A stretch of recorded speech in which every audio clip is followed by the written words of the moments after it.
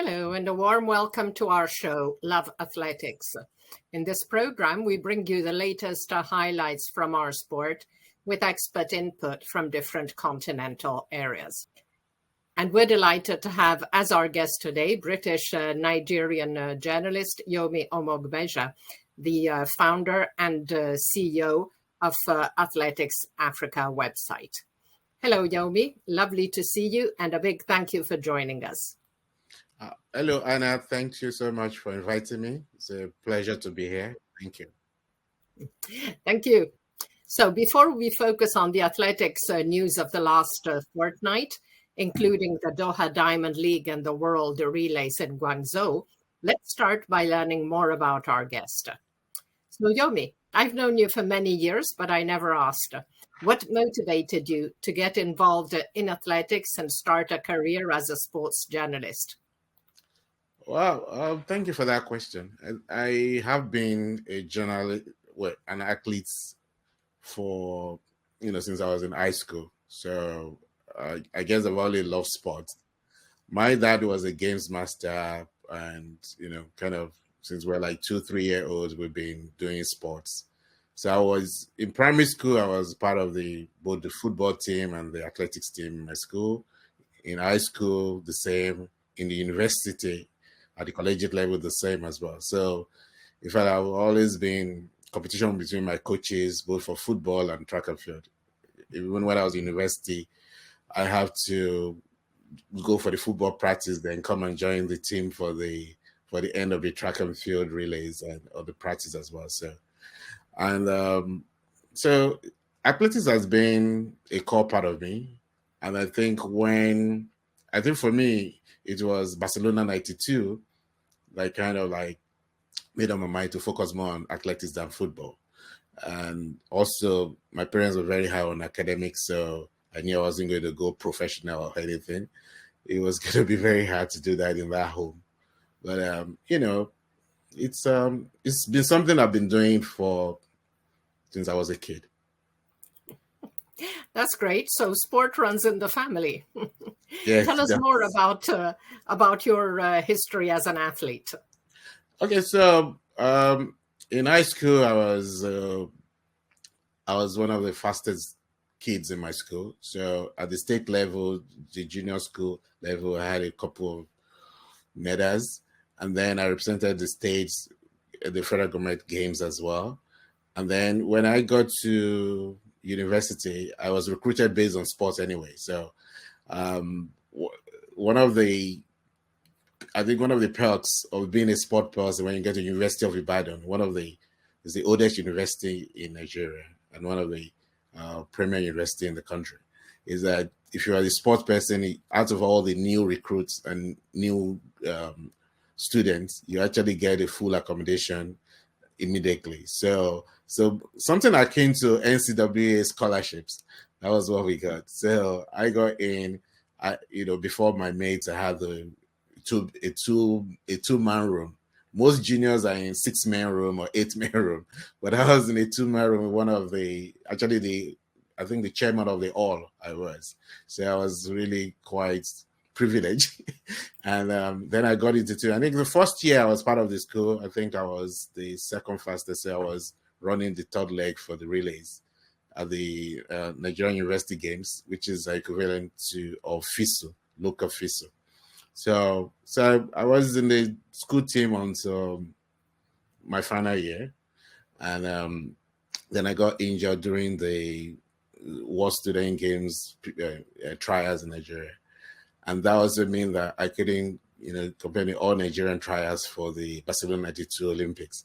So, but I was back in the all Nigerian trials at, I think 1993 World Championships to get trials.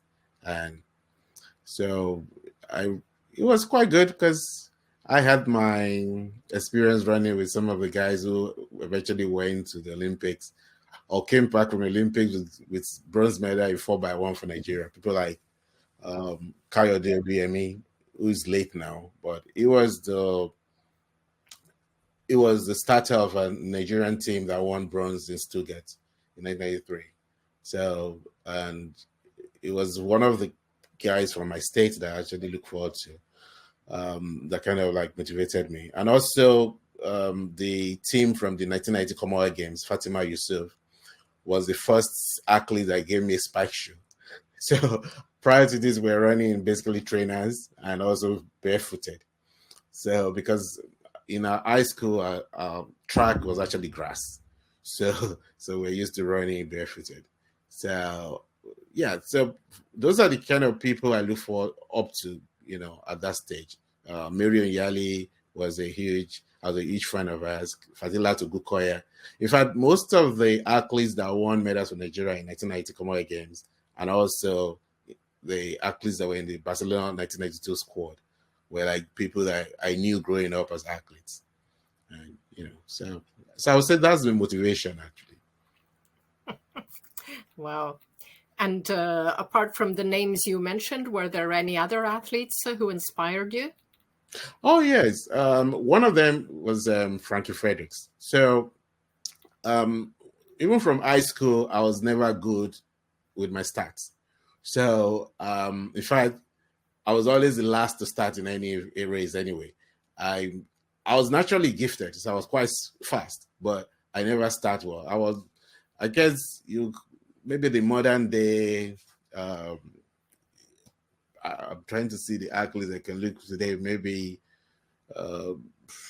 more like Bruni Surin, that I can imagine, because I wasn't really good in the 100. So my coach moved me to 200 meters because I was extremely good on the curve. In fact, throughout high school, I never lost a race on the curve. In fact, there was a particular state championship for the federal schools where we got the batting in 4th position, and everybody was giving up that it was going to be off. And I managed to get that batting handed over to our anchor leg first, and we won. So people thought I was a wizard on the curve, and the guy gave me a name called Curve Wizard. And with most of my mates and people from my alma mater today, the name stuck. So when I got to the university, I never bothered to do 100 meters. So in fact, the coach in the university now upscaled me to 400 meters, and I hated 400 meters because I just hated the training. And also because I was so fast, I'm always suffering the last 50 meters. In fact, during most of the races, I will be march 20 meters gap up to 300 meters. Then my legs will be gone. So I was more like Wim van Niekerk. I hated 400 meters. I'm always, throwing up after the races. So I didn't really like that. So I just stuck to 200 meters. So Frankie was the athletes I was looking at, and then Francis Obikwelu later were the athletes I really wanted to, that kind of guided the way I approached the 200 meters, especially the way I approached the first 150, and the way. So it was the way I kind of structure my races. And then there's Olapade Adenekun, who was the fastest 200 meter runner in Nigeria at that time. I look at the running style. So those are the athletes.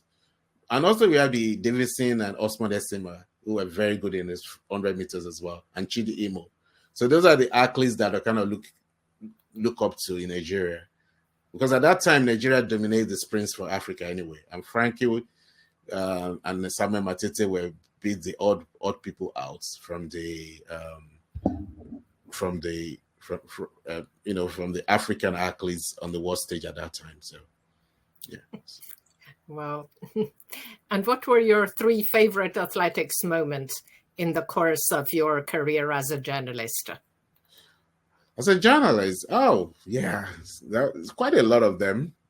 I think it was in Rio when the Ethiopian lady, what's the name now, ran the 5,000 meters in the world record, and it just kept going and going and going.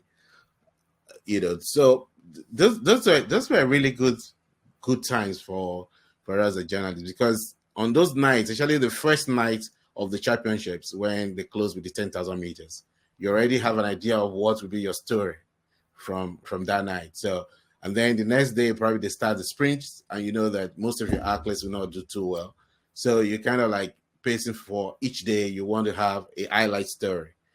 And for us as African journalists, we kind of wait for those crucial moments in the long distance, where either in Ethiopia or in Kenya, we get a gold or a silver medal, and then we have the highlight story. And so for me, that is one. And then another one I think was I think in recent times, what really struck me was Faith Cherotich in Paris. That was just a night when things have not been going well for the Kenyans, and just that moment, Faith and Beatrice just kind of opened the floodgates, and it was like, now this is it. It was like nothing has been happening, and just like that, the floodgate opened, and then you kind of look forward to that, because it's quite, for us, unlike European journalists and American journalists, they have different highlights during the competition. Sometimes we have to wait for the last few days to start getting some highlights to write about. And for journalists, it could be like doom and gloom for a long time. I mean, you travel all the way either to Moscow or to Beijing or to Budapest, and for the first 3-4 days, there's actually nothing to write about, And another one for me, though, was Oregon in 2022. But then I didn't travel to Oregon, So I was at home, and I was just watching on TV there, and that women's 100 meters hurdles semifinals. And something just told me that now Toby is going to win this race. And that was just it. It was like I had this premonition that this was going to happen. But when I saw the world record, I was like, no, I didn't bargain for this. It was just completed. It was a real highlight for African athletics. And for me, I really regretted at that point that I didn't go to Oregon. I've not missed any World Championship onto that one. And, it was really, it was kind of sad that the one I then attained was the one where they broke a world record. And as a Nigerian, speaking as a Nigerian, that was a real highlight for us. Yeah, of course. Thank you, Yomi. So we'll come back to learn more about our guest, but let's look now at what's been happening in our sport over the last fortnight, starting with the Diamond League. On 16 May, the third leg took place in Doha, and a total of 4 world leads were set in Qatar. Now, Yomi, what athletes impressed you the most in Doha? Oh, yeah. So Doha, for me, is early in the season. And I think this year, some of the athletes kind of like holding back and trying to delay their starts, training and all that. So we haven't seen much beginning of the season, even though we had 2 championships already in Nigeria and in Guangzhou. But I was really impressed by the Clayton twins, the Tia and Tina, because I felt Tina didn't run very well at the World Relays. I thought the Jamaican women was not really, they didn't gel right at World Relays. But when I seen 2 of them, they actually, the way they approach the race and Tia getting under 11 seconds in 10:92, and with someone like Shelly and Fraser in the race, it was like a come of age moment for these athletes. Like now they've arrived. These young athletes are there to lead the next generation of Jamaican, women's track and field. And you still have the support of Shelly or, there to guide them. But for me, it was like, okay, if these athletes go ahead in the next two years to win LA or even to win in Tokyo, or this, you go back to this moment to say this was when they arrived on the big stage, and the confidence and everything to go and take that, from the old, not old really, but for the the experienced athletes in the team, it's something good. And also for us in Africa, in Kenya, I was happy to see Faith Cherotich actually come up and actually have one over Yavi and the Ethiopian athlete Sembo Amayewu, because she's been knocking the gate, and from on the 20s you can see that she's actually quite talented, and for me, I think she's going to dominate the sport for a long time. She keeps at it. So that's another athlete that kind of impressed me. And of course, the end of it was that drama between Julian Weber and Neeraj Chopra.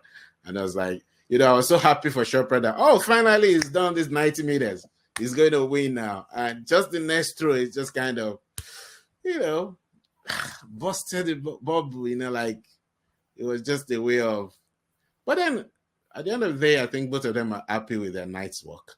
Julian with that 91.06, and then Neeraj for at least getting over, the 90. And I think for them, the competition is going to continue. And we're looking forward to the next few, Diamond League this season. I think it's going to be an exciting competition between both of them. And, it's good to see that in the sport. Thank you, Yomi. Now, that javelin contest was indeed spectacular. Yes. And you have to feel for Neeraj, because he breaks 90 meters for the first time with 90 meters 23 in round 3. And then on the very last throw, Weber passes him with 91.06. So, but as you say, really good. And that can continue. And of course, we have Arshad Nadim waiting in the wings, as well as other top athletes. So hopefully the level of the javelin will improve. Yeah. Now, from Doha, I would like to add another athlete, Botswana's Tshepiso Masalela. He was a finalist at the last Olympics and World Championships, and he won the 800 meters in Doha in a world lead of 1:43.11. Now, Masalela also holds the world lead in the 1500 with 3 minutes 30.71 from early April. So overall, I think he's an athlete to keep an eye on for the rest of the season. I agree with that. Yeah. Yeah. It's an athlete that actually come through the ranks. I think Botswana, we've been looking more at the Lexile and also the 400 meters runners. But as I think now, we kind of overlooking the 800 and the 1500 meters running that they can also.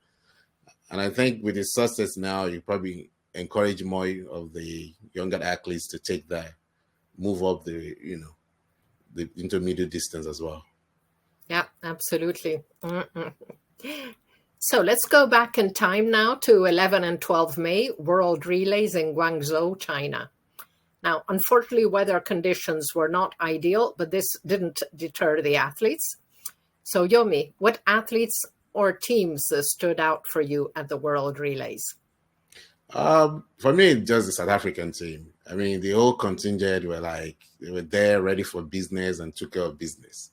So it was kind of delight to see, for once, a very organized and a very put together African team, And I was kind of impressed with the old squad. I mean, it was like they were rubbing off the energy from each other, and it was good to see, even when the women 4x4 were running, that the men 4x1 were waiting to cheer them on, and seeing Akani and the rest cheering up the girls was really good delight.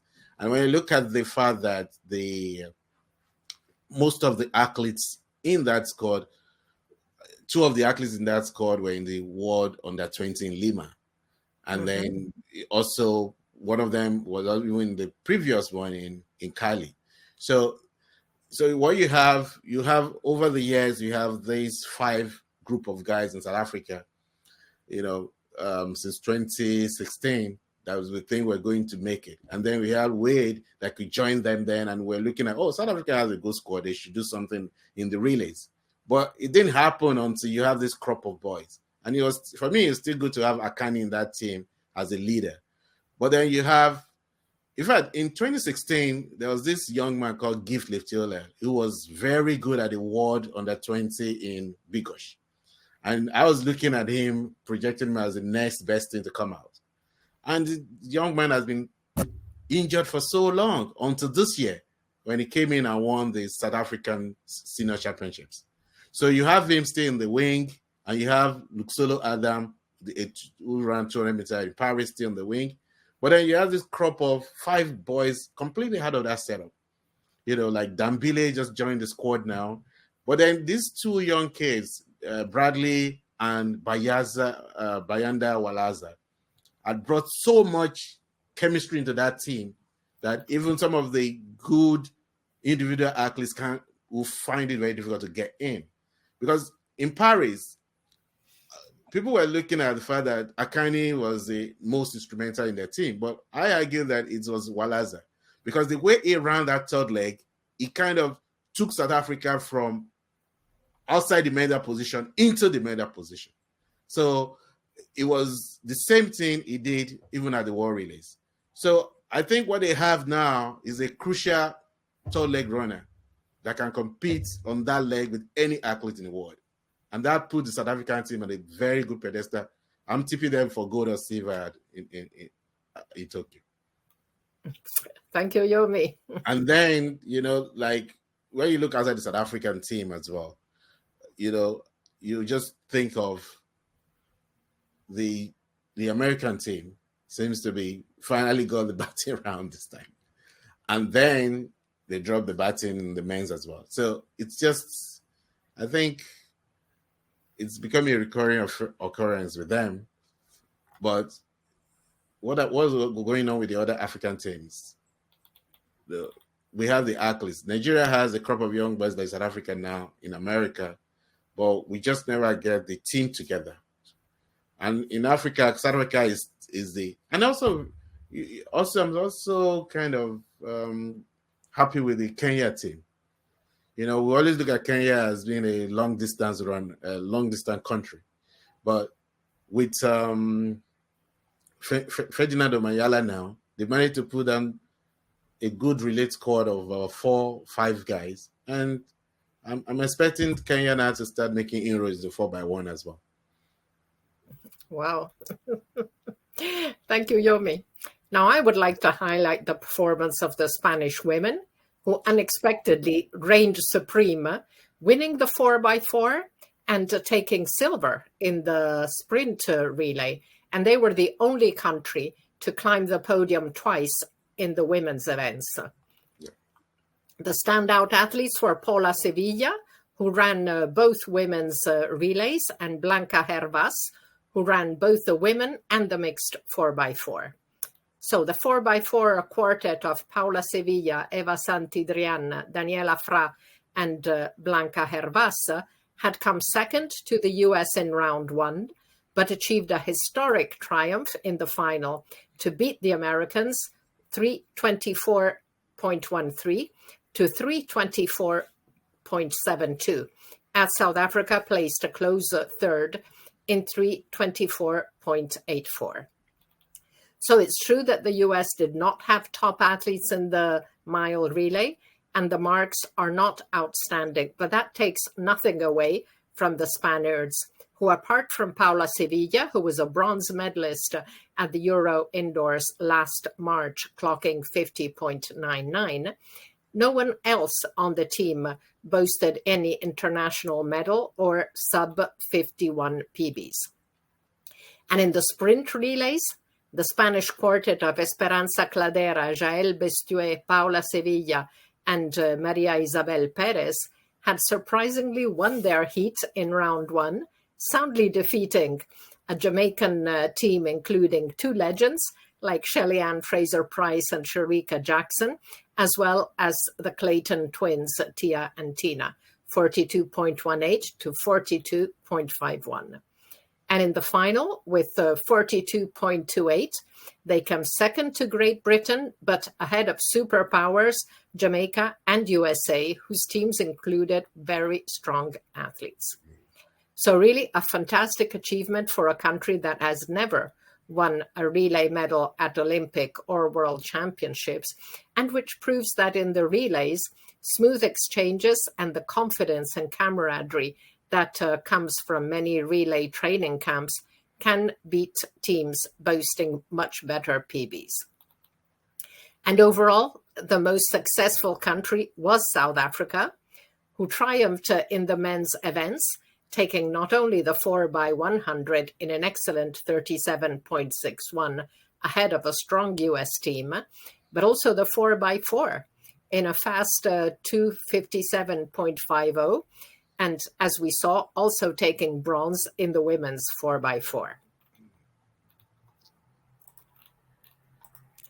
Other winners were the US in the mixed 4x4, making them the second most successful country, thanks to having more podium placings than Spain, while Canada took the new event, the mixed 4x100 meter relay. Now, Yomi, top sprinters from Botswana, Letsile Bayapo, Colin Kebinatshipi, they were initially on the team for the World Relays, but then withdrew a few days before the event. Can you tell us what happened? Okay, so I think there was misunderstanding with the federation, with the senior athletes. So I think for Letsile and Bayapo, I think they felt there's some things in terms of preparation for the team and also in terms of the arrangements made for the team that were not suitable for them, and also for their planning and maybe for their training program. And so they were not happy with that, and I think in the midst of that decided to pull out. And I think Colin also joined them, because the three athletes have been very active in the Diamond League, so they flew back home, and I think there are things that they were just not satisfied with. So this was eventually escalated even to the president of the country, and he just kind of told them to let the boys be, and and I think even the federation felt they have a strong enough team to qualify them for Tokyo from Guangzhou. So I don't think it was a major issues, and I think it's been sorted out now according to the president. So, but then as young people, they protest. I mean, also it's good for the players to hear their grievances and also for the federation to listen to their voices as well. Yep. And I hope they'll do better preparing the team for Tokyo, because now this is a serious team and they need to also start treating them, in a serious way and give them what they deserve. Yeah. Well, I definitely hope that things are smoothed out, because, of course, the next edition of the World Relays will take place in Gaborone. Yeah. And that can be an important boost for athletics in the country, and in Africa, don't you think? Yes, in the country, in the SADC region, the South African Development Region, comprises South Africa, Botswana, Eswatini, Zimbabwe, and the rest, and also for the rest of Africa, because now, after days, hopefully, maybe soon, Kenya will get the World Championships, or South Africa will be for the World Championships. But we need most of this competition in Africa, not only for the athletes, also for the support, the marketing around the sport on the continent. As journalists, we more than most understand the difficulties of the lack of visibility and marketing and branding for the sport on the continent. Football is the only thing most Africans talk about. So, and then in the southern part of Africa, you can have rugby or cricket. Apart from that, football is like the enfant terrible of African sports. Nobody wants to put money in it. So this might be a good way to bring in sponsors to the sport, to develop the sport, and also help the federations also to kind of push and get more people to start doing the sport in Africa. So this is huge for us. And hopefully what athletics start giving us more opportunities. So we're looking at what are the 20 and then the World Championships and maybe Olympic Games one day in the continent. Yeah. Thank you, Yomi. So let's continue with other stadium events. On 17 May, Adidas gathered many of its top stars for the Adidas Atlanta City Games. So, Yomi, what athletes impressed you the most in Atlanta? So yeah, for me, I was just looking at the African athletes. So Ferdinand Omanyala was, yeah, I think it's had an up and down for a few seasons. So, and he hasn't started this season very great. So it was good that he finally put together and run that, doing the record at 14:17 was great. And I think he would take this going forward now. I hope he brings confidence and he gets more belief in himself as he goes forward for the rest of the season. So I was quite happy to see Ferdinand run that fast. And in fact, I'm also thinking maybe he should be giving the 200 meters a look now, because it's good endurance for him. And then you now have Nigerian Favour Ofili, and Favour had a hard time in the last few years. I mean, she was omitted. Her name was omitted in Paris from the 100 meters list, even when she is prepared throughout the season to run the 100 meters. And she was forced to just now have to do the 200 meters. And I think with all that gone on and the way she started the season, it was good to see her fulfill that. And she's one of the athletes that has a high profile to grow to become, the next best, fastest Nigerian and African female athletes. So I'm really looking forward to that. And the world best in the 150 meters, it's is a good morale booster for her.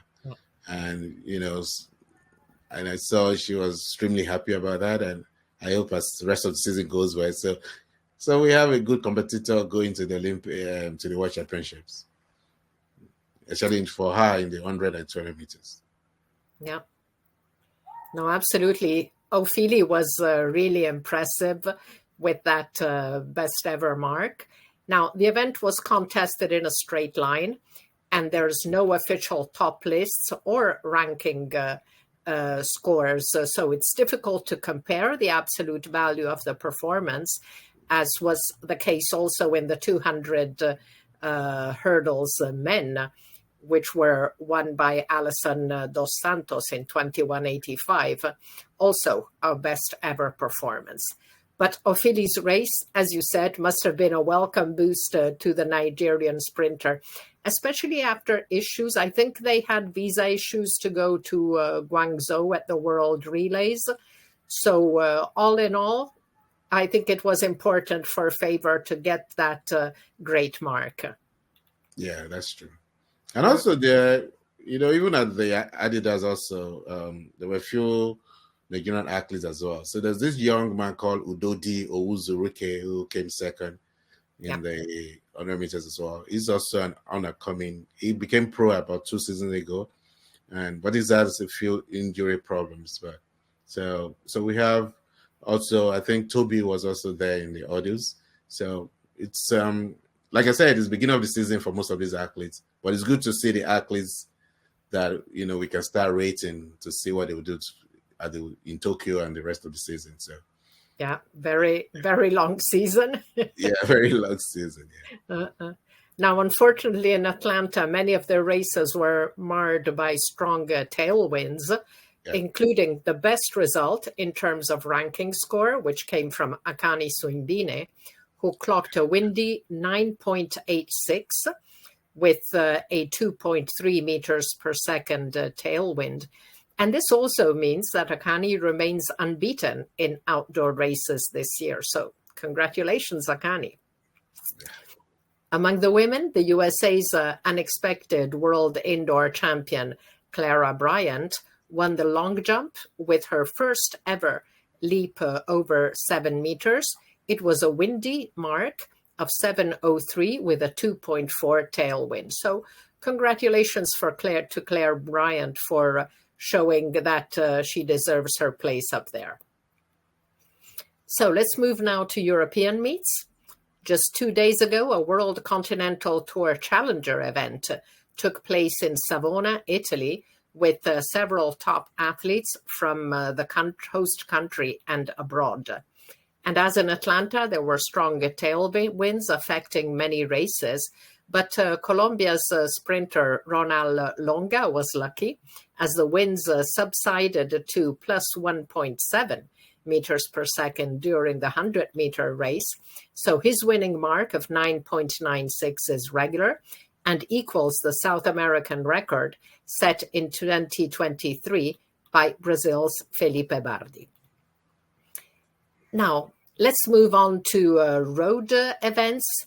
There were no outstanding road running results over the last fortnight, but it was a busy time for another aspect of road races, race walks, with top continental championships taking place in South America and Europe. The South American Championships did not produce top marks, but it was a totally different scenario at the European Race Walking Team Championships, held on 18 May in Podebrady, Czech Republic, which saw excellent results. The best mark was achieved by Italy's 2021 20-kilometer Olympic champion Massimo Stano, who, after a difficult 2024, where he had suffered a broken foot in April at the World Race Walking Team Championships and finished just off the podium in August at the Olympic Games, well, Stano was back at the top, winning the 35-kilometer race in 2 hours 20:43, a new world record, slashing 57 seconds off the previous best, which had been set by Canada's Evan Dunphy last March.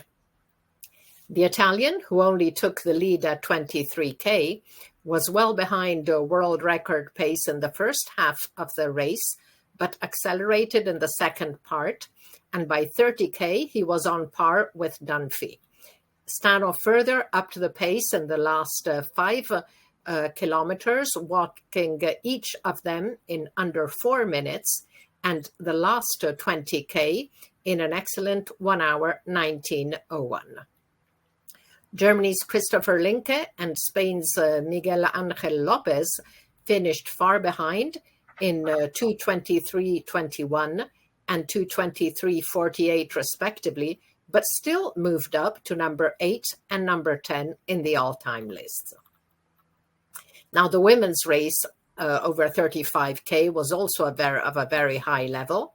Spain's María Pérez, double 2023 World Championships gold medalist, and also the winner of the mixed relay in Paris, had set a world record at the distance 2 years ago at the previous edition of the competition, also in Podebrady, and was the hot favorite. And she lived up to expectations, taking gold in a fast 2 hours 38:59, ahead of Italy's 2021 20K Olympic champion Antonella Palmisano, 2:39:35, who was making her debut at the distance.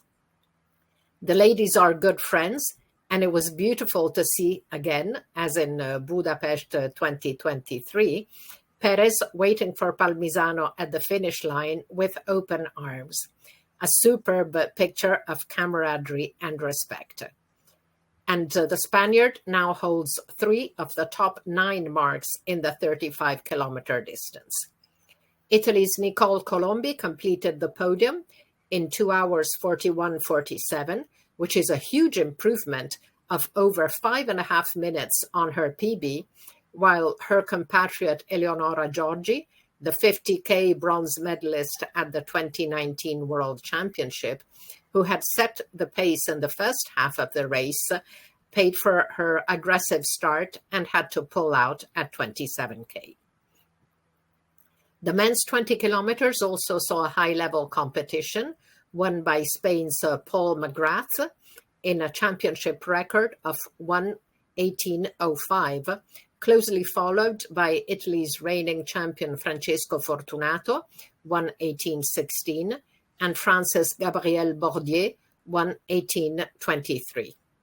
The other top performance came in the men's under-20 race by Italy's Giuseppe Di Sabato. The 18-year-old world and European under-20 10,000 meters bronze medalist produced the most dominant performance of the competition, winning the 10K race by 97 seconds in 39.28 to shatter the championship record. Spain's Sofia Santacreu achieved the same feat in the women's under-20 race with 43.57. And the other individual winner was the Ukraine's Lyudmila Olyanovska in the women's 20K in 1:27.56. And like McGrath in the men's race, she won her first global championship. Now, to conclude our overview of the European Race Walking Team Championships, let's take a look at the medal table.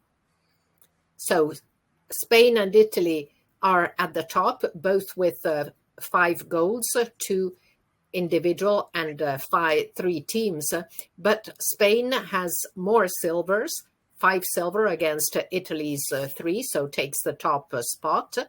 Then we have France with 1 team gold, 3 silvers and 2 bronzes. Ukraine with Olyanova's gold and 2 team bronzes. Germany has the silver from Linke and a bronze in the men's 35K. And Hungary, surprisingly, won a bronze medal as in the teams. So, Yomi, I do know, of course, that race walking is not very popular in Africa, especially in a sprint country like Nigeria. But athletes on the continent are really making great progress. And I'm thinking of Kenya's Samuel Gathimba, who was 4th over 20K at the World Championships in 2022 and 9th the following year. And Ethiopia's Wakuma Misgana, who was 6th in the 20K at the Paris Olympics. Do you think the continent can produce more talent in these events in future? I think so. I mean, Samuel had dominated the African Games and the African Championship over the years. He's won so many medals. And Kenya has been very strong in that. But I think they could still produce more. Because when you look at the Kenya structure in long distance running, especially in E10, they do this distance anyway. So I think what probably the Athletics Kenya need to invest more is to bring in coaches to help with the technical aspect of the race walking. Because when you look at the fact that they do the distance, they can run this distance. It's just to understand the technicalities of walking, that same distance. I think that could be a very popular event in Kenya. And also, they just need to maybe produce a world champion, and that would change a lot of things. But I think some of the athletes could actually be converted to race walkers. And I think it's just the technicalities, and the federation need to invest more, bringing coaches from some of the strong countries, especially in Europe or Asia, to help train the athletes and also kind of help with the officials as well and all that. We just need to invest on coaching and technical officiating. That's it. Thank you, Yomi. For Nigeria, I don't think it will happen because Nigerians don't even anything more than 500 meters. I think people are fed up. No, I'm not expecting a Nigerian race walking champion anytime soon. Yeah.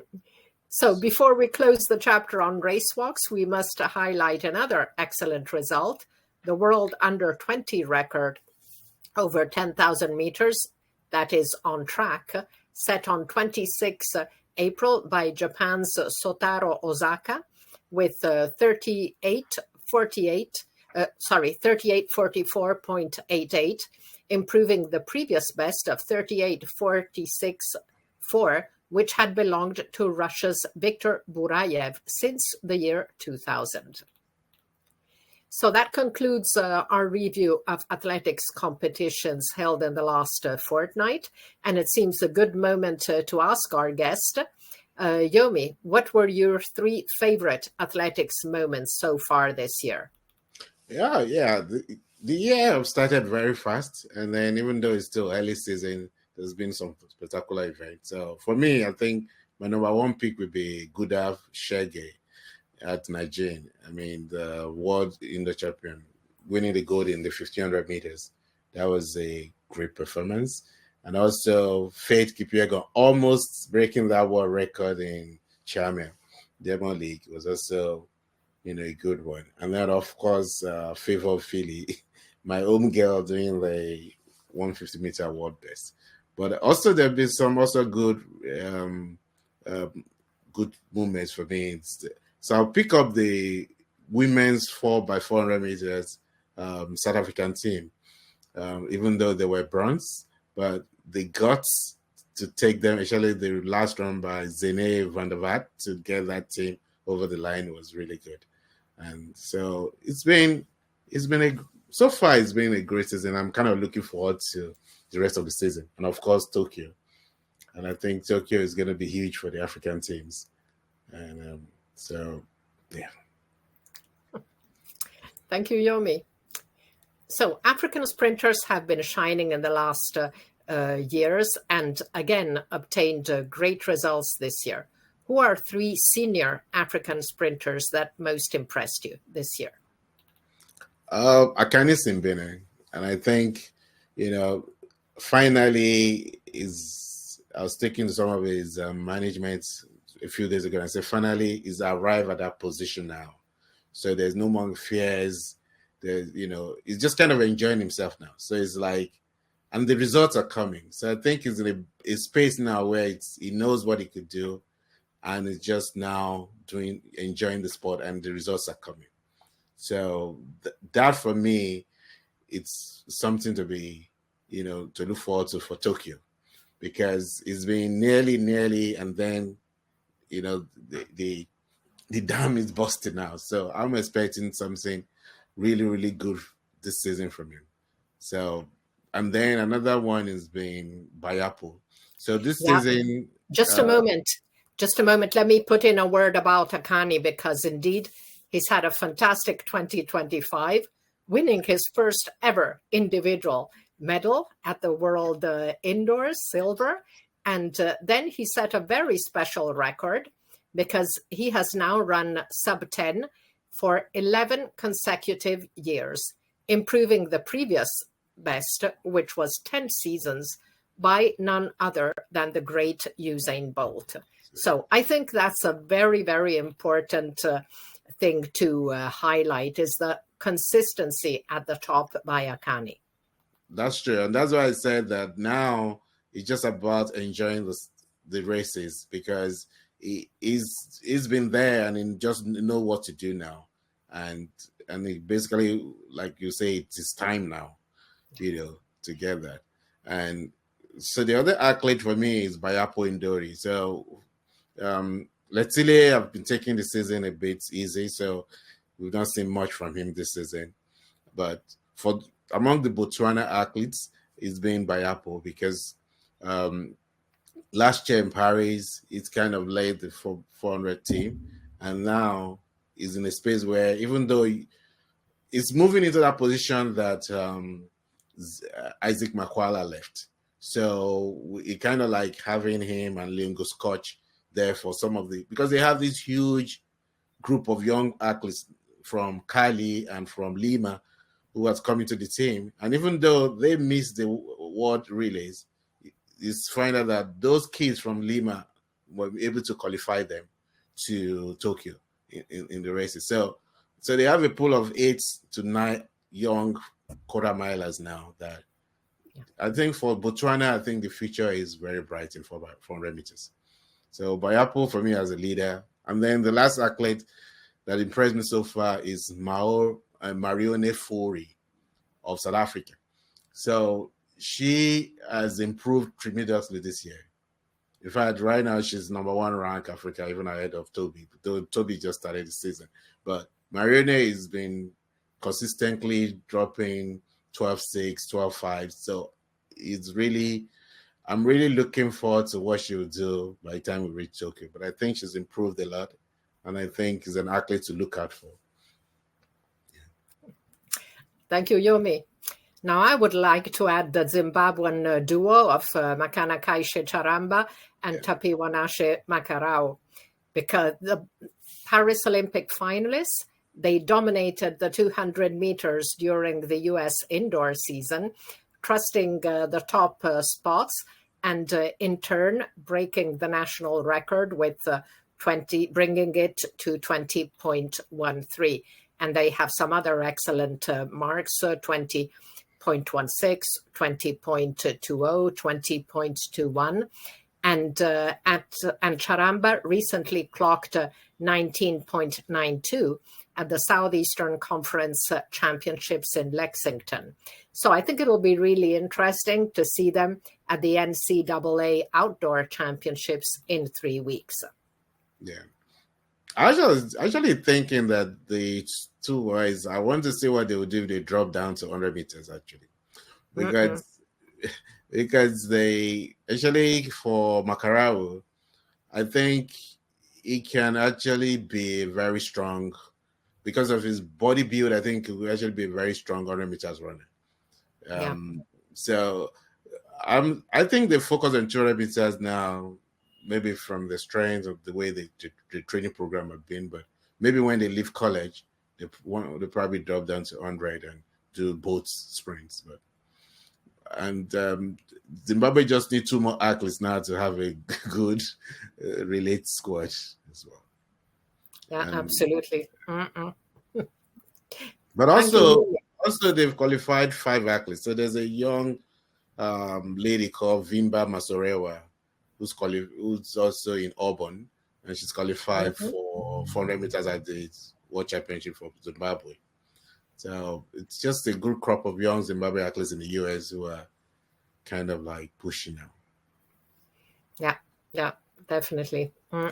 Some very interesting African athletes in the US, and we'll talk more about them later.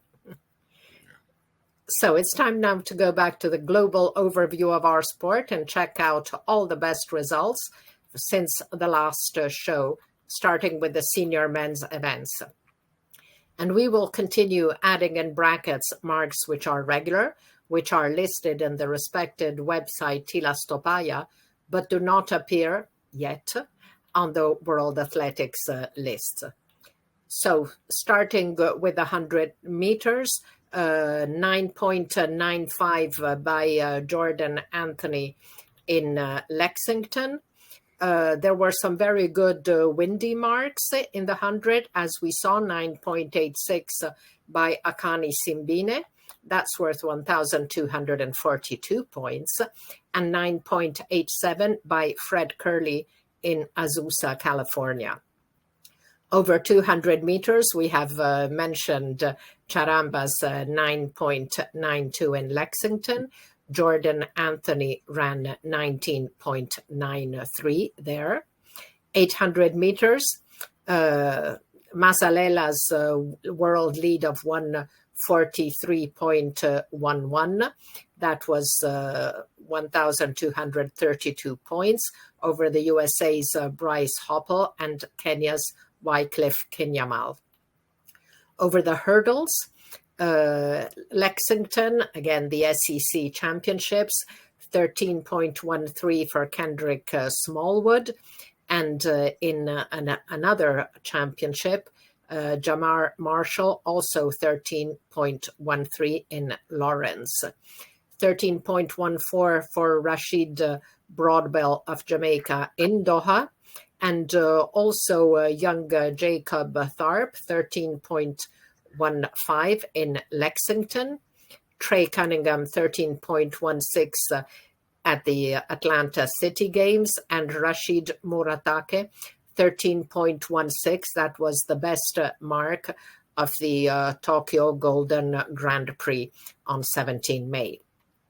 400 hurdles, 2 very good marks by Nigeria's Ezekiel Nathaniel, 47.89 in the final, and 47.90 2 days earlier in the heats.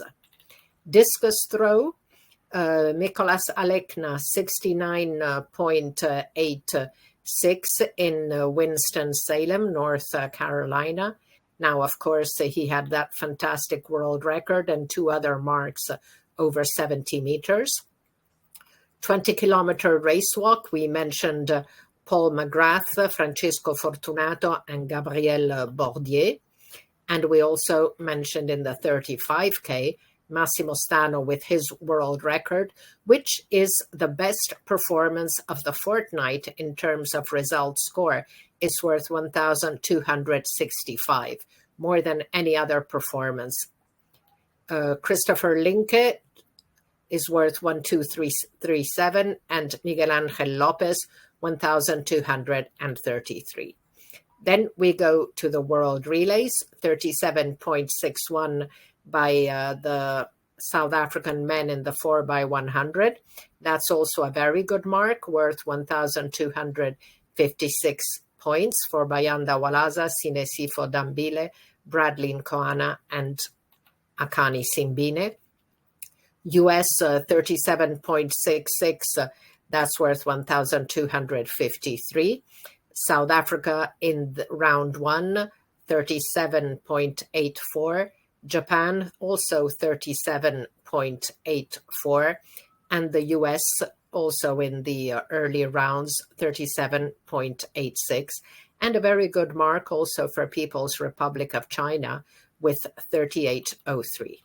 In the 4x400, again, world top mark by South Africa, 257.50. That's worth 1,236.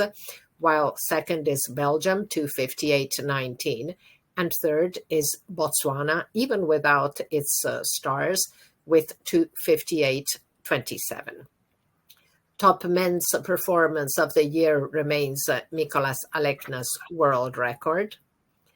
Let's check now the best women's performance of the last fortnight. So in the 200 meters, a very good 22.01 by Jamisia Ford in her first senior year. That was also at the SEC Championships in Lexington. Then we have the women's 3,000 meter steeplechase in Doha with Faith Cherotich winning over Winfred Yavi and Sembo Almayu. Then a windy mark, but still very good, by Kenny Harrison at the Atlanta City Games, 12.30 with a 2.1 tailwind. Behind her, Tia Jones, 12.36. Grace Stark also 12.36, and Tia Jones in the heat 12.36. High jump on the 9th of May in Doha at Mutaz Barshim's What Gravity meet, Yaroslava Mahuchik had improved her seasonal best to 2 meters 02. That's worth 1,239. In the long jump, we have mentioned the windy 7.03 by Clare Bryant, but there was also a regular 7 meters 03 by Alexis Brown in Lawrence. 35K, we mentioned María Pérez with her 2:38.59. That's worth 1,246 points. Antonella Palmisano's mark is worth 1,240. And Nicole Colombi, 1,220, but she moves up to number 12 in the all-time lists, and Antonella moves up to number 6. That is the 9th best ever mark for Perez, but she already has the world record from 2023. Over the 4x100 meters, Spain, with their top mark of 42.18, deserve to be mentioned, even though their result score is just over 1,210, 1,213. And Great Britain and Northern Ireland in the final, 42.21. Then also a good mark in the mixed 4x4 by the US. That's the only event they won, with Chris Robertson, Courtney Okolo, Johnny Blockberger, and Lina Urban Jackson. Top performance of the year remains the other discus world record by Valerie Allman, which is worth 1,321 points. So under 20 and under 18 athletes, among the underage athletes, we need to check a full month of performances, as we did not review them in the last show. And several athletes in this category registered great performances over this period. So there's 2 marks in the 100 meters, which appear in Tilastopaya, but not on World Athletics. 9.92 for Tate Taylor in Austin on 3 May. That would be number 3 on the under 20 all-time list. And 9.98 by Maurice Gleaton on 23 April in Hampton, which would be number 5 on the under 20 all-time list. Then we had more performances by Bayanda Walaza on 24 April, 10 flat, and again 10 flat on 1st May. A 10.01 not on World Athletics by Braden Williams on 3 May. And again, Bayanda Walaza with 10.02. So doing very, very well. On the windy performances, there's a 9.91 by Israel Ocon Sunday on 3 May in Baton Rouge. 200 meters, good performances, 20.13 by South Africa's Naeem Jack on 26 April, moves to number 14 equal on the under 20 all-time list. Tate Taylor, not on World Athletics, 20.14. That would be number 16 equal on the list. 400 meters, very good performance by Mikahi Danzi in Winston-Salem on 17 May, 44.38. Moves him to number 7 on the under 20 all-time list.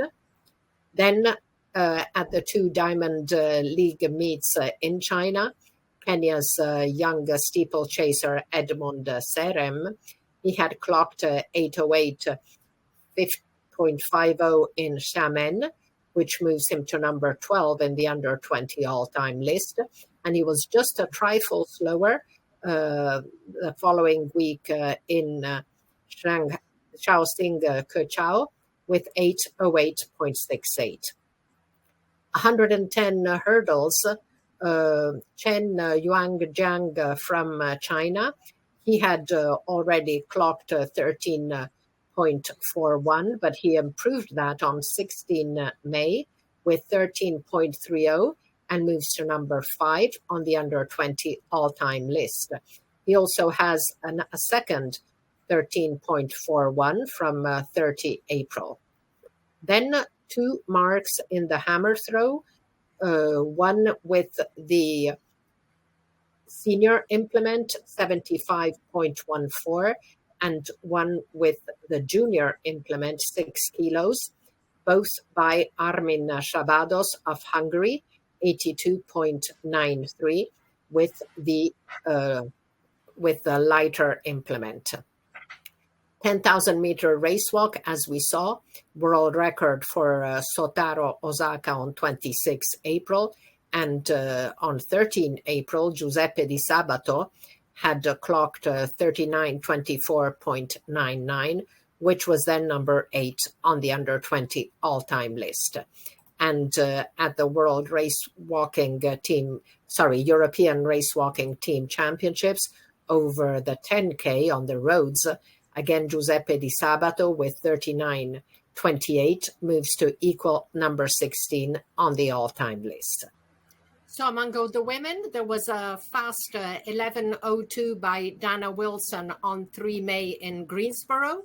There was also an 11:04, which is not on the World Athletic list, by Mia Maxwell in Austin, also on 3 May. 5,000 meters, 14:28.80 by Birke Heilom at the Xiamen Diamond League meeting. That's better than number 3 on the under 20 list, but she has number 2 from 2024.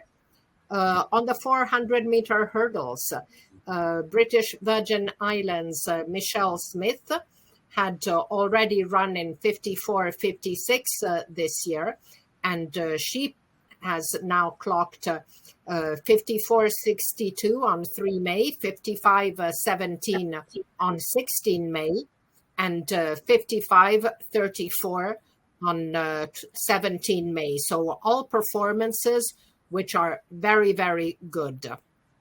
In the shot put, 18 meters 92 for Abria Smith of the US. Now, Tila Stopaya has her in the senior list, but I'm going with the World Athletic list here. Discus throw, 62 meters 95 by Julia Tunks on 18 April. She moves to number 16 on the under 20 all-time list. In the hammer throw, 72 meters 30 for Zhang Jiale on 28 April, and she solidifies her number 3 spot in the under 20 all-time list. Among the in the 4x100 relay at Carifta Games, 43.65 for Jamaica under 20. Now that's better than number 7 on the all-time list, but Jamaica has the world record. And there's also a very good mark by Germany, 44.16 on 18 May, which is better than number 18 on the under 20 all-time list, but Germany have number 3. And finally, the 4x400, 330.42 by Heidel Group of Schools in Jamaica.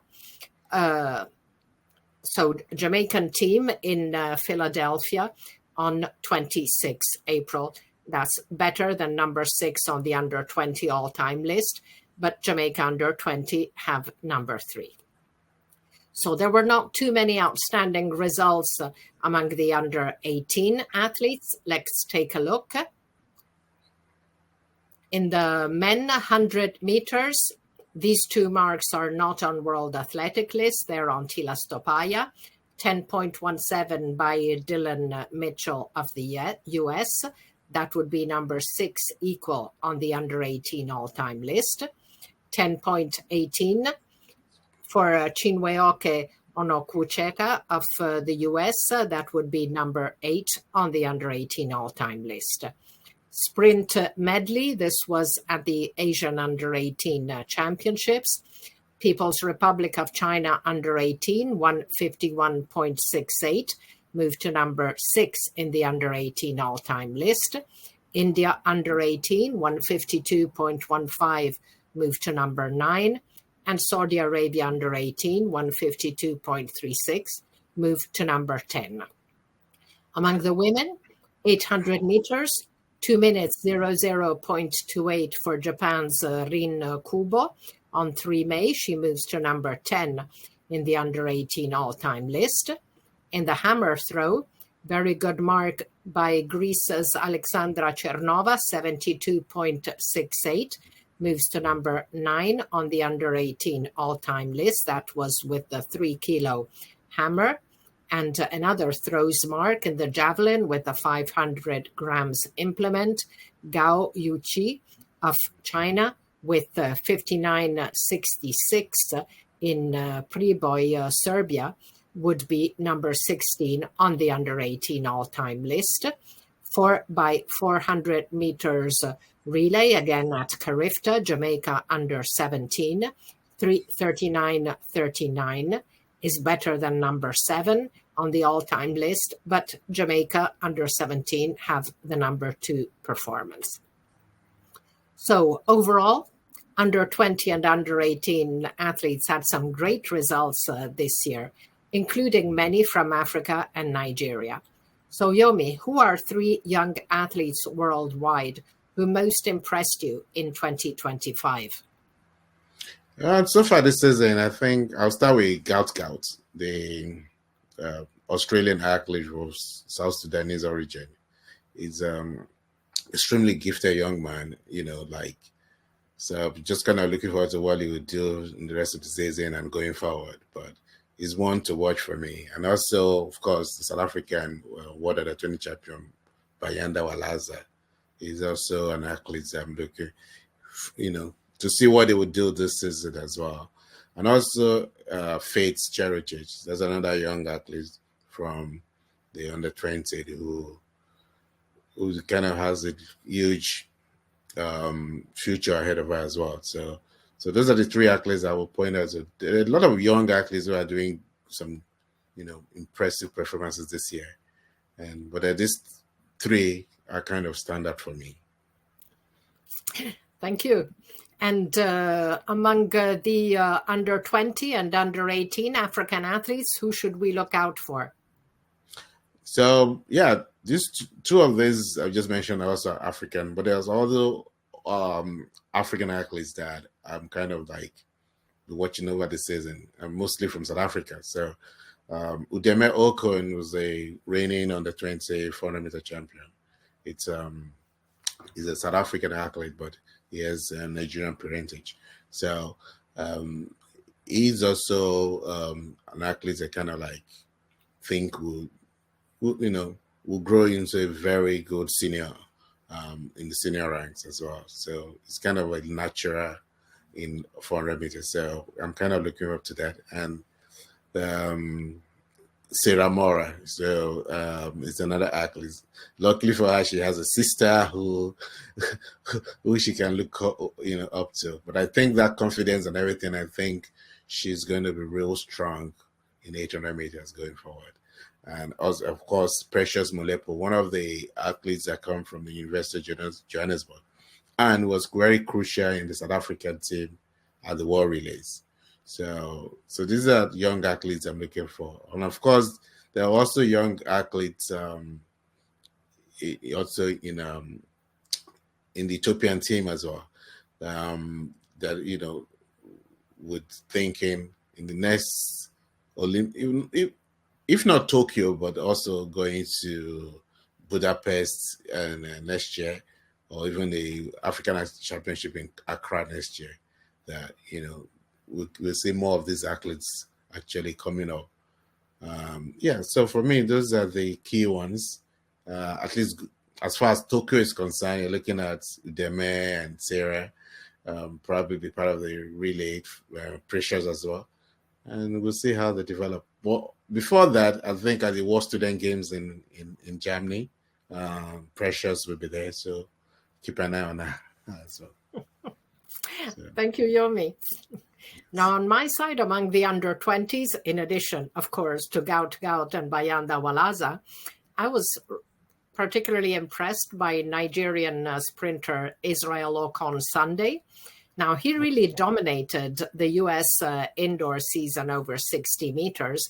He also equaled the world under-20 record with 6.51, but unfortunately, this could not be ratified because mandatory doping control had not been compliant with World Athletics rules. So he was a 4x100 relay gold medalist at the last year's African Games. And so he clocked 10.07 over the 100 meters at the SEC championships last week. And as I said, he'd really dominated the 60 meters, 1, 2, 3. The three best performances are his. Then there's 3 more performances. So he's been really very, very good between 65 and 6:51. Excellent. And as we saw, also starting well in the outdoor. So I think he's really interesting athlete. And among the 18, the one who really struck me was Nigeria's 400-meter runner, Chopra Nachukwu.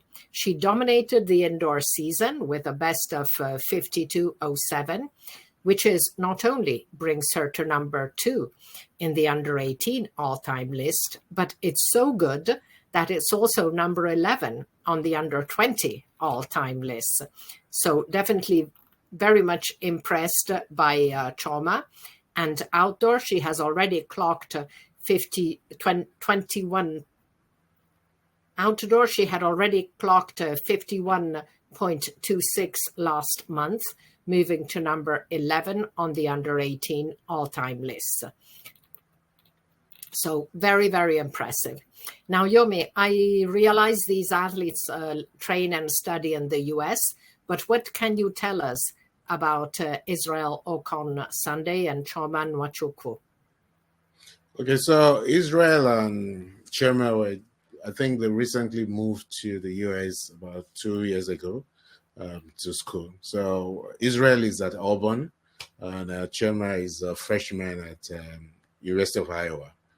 And so they're both from Asaba in Delta State, which is like the Niger Delta part of Nigeria. And then there are quite a lot of Nigerian athletes that came from the athletics program in that region. So basically, these are young athletes who now they're into the NCAA system and getting to understand the sport more and to get into the training. And so basically their natural talent is coming out.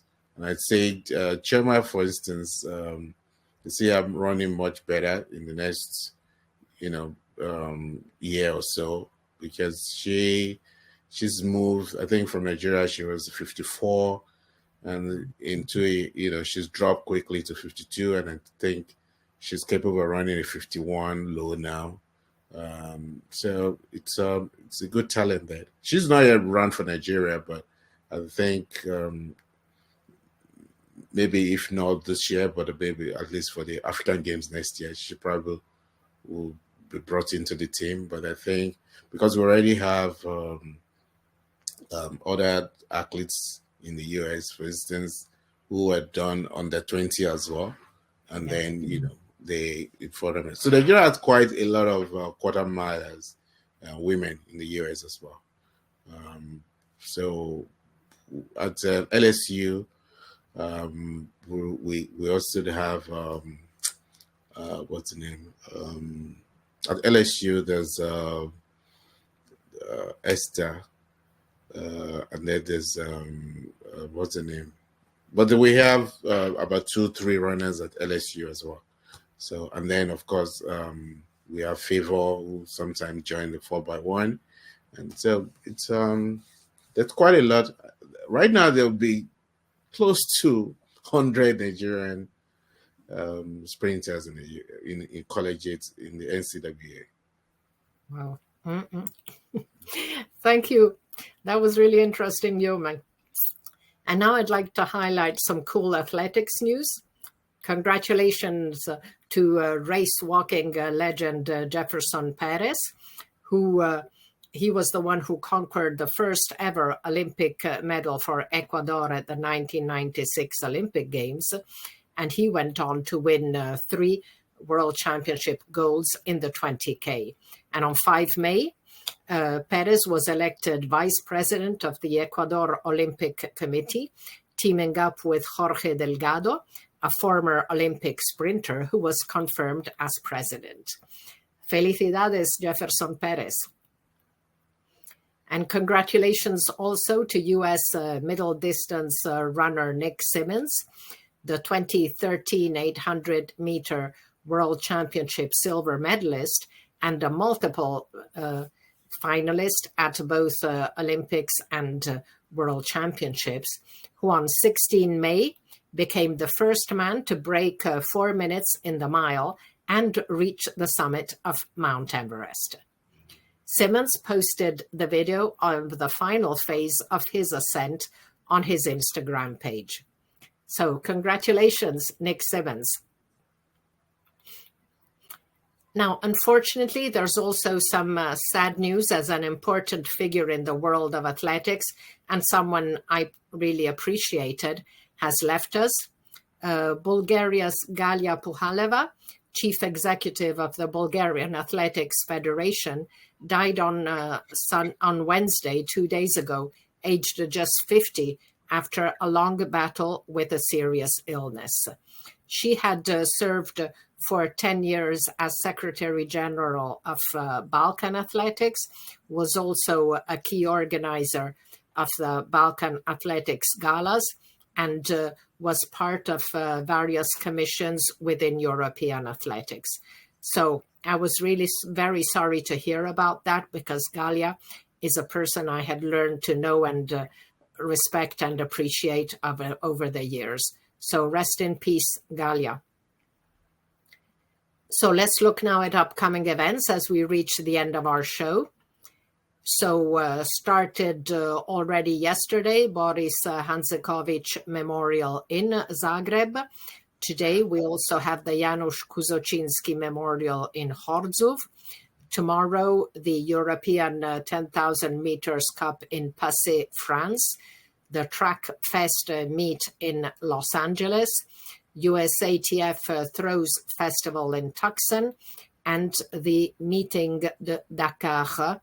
These are all World Continental Tour silver events. On the 25, the Diamond League moves to Rabat. 25 is also the Lanzhou Marathon in China. Then 27 to 31 May, the Asian Athletics Championships take place in Gumi, Korea. On the 30th of May, Irena Shevchinska Memorial in Bydgoszcz, and also the Tsatumas Street Long Jump in Kalamata. 31st, the date has now been changed. We'll talk about it later. 31st May and 1st June, Grand Slam track in Philadelphia. 31 May, also Kip Keino Classic World Continental Tour Gold in Nairobi. And 31 May and 1st June is also the combined events meeting in Götzis. It is also the Canarias Invitational and the Grand Prix International in Douala, Cameroon. And it's also the Nikaya meeting in Nice. 1st of June, Gran Premio Internacional Madrid Marcha, also the Goldenes Oval in Dresden, the high-low javelin meeting in Offenburg, the Opolski Festival in Opole. The next day, Palio della Quercia in Rovereto, Italy. And on the 3rd, the Trondheim Games in Norway. These are all World Continental Tour silver. Diamond League returns on the 6th of June in Rome. On 7 June, Premio Cantone Sacorugna de Marcha, Race Walk Tour Gold, and also the Racers Grand Prix in Kingston. 8 June, Internationales Pfingstsportfest in Rehlingen. 9 June, the Fanny Blankers-Kuhn Games in Hengelo. 10 June, Philothei Women Gala in Athens. 11-12, the JBL Jump Fest in Košice. Now, this will be interesting. 11 to 14 June, NCAA Division I Championships in Eugene. The 12th of June, Oslo Bislett Games, Diamond League. And 3 days later, Diamond League moves to Stockholm. 17 June, Paavo Nurmi Games in Turku, Finland. 20 June, a very intense Diamond League schedule in June. Paris leg on the 20th. On the 21st is the USATF New York City Grand Prix. 21-22, Arona combined events meet in Spain. 22 June, Piraeus Street Long Jump. 24, Ostrava Golden Spike. And also the Brnska Latka Olympia in Brno. 26 to 28, Kenyan Championships and 10,000 meters trials for the World Championships. 27 to 29, June, European Athletics Team Championships in Madrid. And on the same dates, Grand Slam track final meet in Los Angeles. So, as we saw at the end of May, third leg of Grand Slam track series will be held in Philadelphia, then the last event in Los Angeles at the end of June. So, Yomi, what is your take on GST? Well, I like the idea. I mean, the concept is good, but I think it's a bit over bloated. And I think the having 3 or 4 days it just feels like it's overkill, kind of. But the idea that the athletes can compete across events is quite fun. But I would love it to be pushed more. So, for instance, in distance, there's not much difference between 800 and 1500 meters. The athletes, they compete in both events, and most of them actually even do 5,000, 1500 meters. I would love where you can test the athletes across events. So the 200 and maybe the 800, the 100 with the 400. So that probably will extend the athletes the more for me. And I think that would be more fun than having 800, 1500, or 200 and 400. Because most 200 meters athletes probably do 400 anyway. So I would have loved the 200 to compete the 800 as well. So they test them, to see how fast the 800 meter could sprint, to see how much endurance the 200 meters have. So that probably would be more fun. That would really mix things up. Huh? I also like the concept. I like the fact that they compete over 2 events to claim the title of Slam champion. And it does produce some great surprises. I mean, to see Emmanuel Wanyonyi beat the entire Olympic podium over the 1500 in Kingston, that was pretty cool. And also, Emmanuel used to do 1500 meters in college, though. No, that's true. But so still, the other guys are all Olympic medalists, and he goes out and defeats them all. I loved that. And Gabby Thomas, also in Kingston, she came second to Salwaid Nasser, but she beat 400-meter Olympic champion Marilady Paulino. So I think the system works very well for sprints and, in fact, most events. But I'm really disappointed with the poor effort of the men's long distance group. And as a result of that, both men and women 5,000 meters has been axed from the GST meet in Philadelphia, which actually penalizes the women who had competed well with high quality marks. So we'll see. For the moment, Los Angeles is still over 3 days. So maybe the distance, the 5,000 will be back. We'll see. But let's look at another positive, because 2 days before the second meet in Miami, several athletes were modeling fashion, including heptathlete Anna Hall, who went on to perform extremely well, coming third in the 400 hurdles ahead of several specialists and coming second only to Sydney McLaughlin Livroni on the 400 flat. Another athlete to model was double short sprint slam champion Kenny Bednarek. Now, Kung Fu Kenny, I love the pose, has won all of his 4 GST races with fast times in Miami. So congratulations to Anna, Kenny, and the other models, and to GST for showcasing a different aspect of our great athletes. I think that's the part I like about it, though. Yeah. Because it allows the athletes to come up and we can brand them, and then it makes the sport more, welcoming to sponsors and brands as well. So. Yeah, I think it's good. And, I think Athlos was a little bit too much on the show side. GST is focused on sports, but then they have some side activities like this, which I think is very cool. Mm-mm. Yeah. So we're now at the end of the program. It was great having Yomi with us on the show. It was my pleasure as well. It was good to share time with you. It's been a good time. Yeah. And also those results, it's quite a lot has happened already this season. Yeah, exactly. It's crazy because, as you said, it's such a long season that, some of the guys are holding back. I think the senior sprints haven't been as good as in the past, but the season is going to be so long. So you really understand that, they would want to save some energy. But it's really been an amazing year, and there's so much more to look forward to. There are more competitions as well. So GST had about 5 other, 4 meets over Exactly. about 10 days to the calendar as well. So. Yeah, absolutely. So thank you so much, Yomi.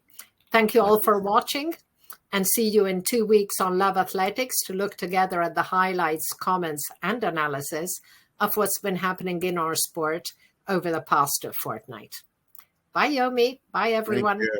Thank you for Ciao. having me. Thank you.